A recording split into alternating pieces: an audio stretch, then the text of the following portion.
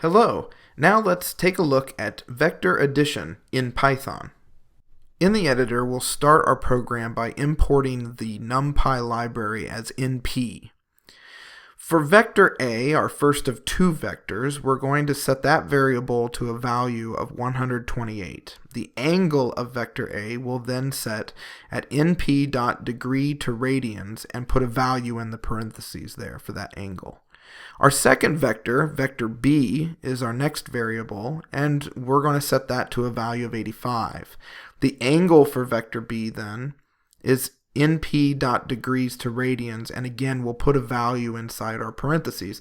And these values for the variables can change as we want to solve different problems. Now we have vector a, x, y, where we're going to put into an array the components of vector a. So we're going to find the x and then the y components of vector a by using these mathematical equations, and the comma separates the two elements within our array. Now once we solve those and we have our values in the array, we can print those, and we're going to just add a title here, components of vector a, and then also print the variable vector a, x, y. I'm going to add an extra print statement in here so that we can add a line when we print out our results in the console.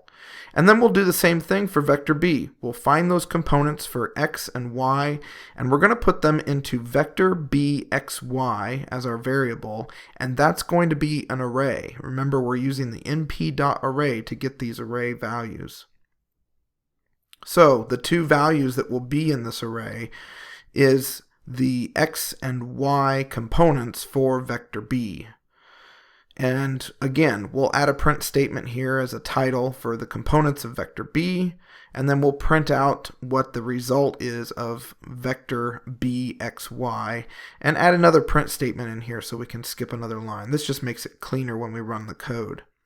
So now we've run our program, and we see that we have an x and a y for our components of vector a, and we have an x and a y for our components of vector b. Now that we have our components, x and y, for vectors a and b, let's find resultant xy. So resultant xy variable is going to be vector a xy plus vector b xy. And then we'll print those components of the resultant vector.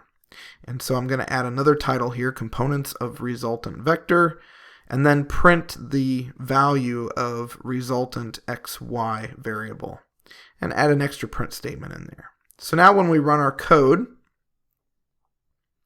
our program has now shown us the components of vector A as an array of x and y, components of vector B, x and y, and also the x and y components of the resultant vector. Now we're going to do our addition.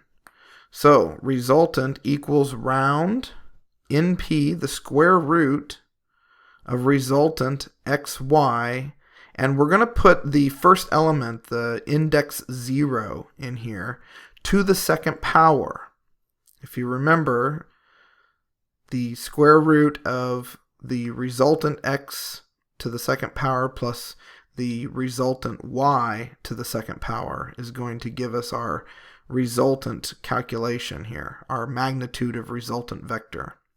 So we're using the index 0 and index 1, or elements 0 and 1 from our array in resultant xy. And then when we run our code, we have all of our information here, including the magnitude of resultant vector, and that is 183 with these values. So now we can take this program and change the values for vector A. So I'm going to change the value of vector A along with its angle, and also vector B along with its angle, and we'll rerun the program, and all of the math will take care of itself as the program executes, and we'll get our new results. Awesome! Now it's your turn to try this in your programs.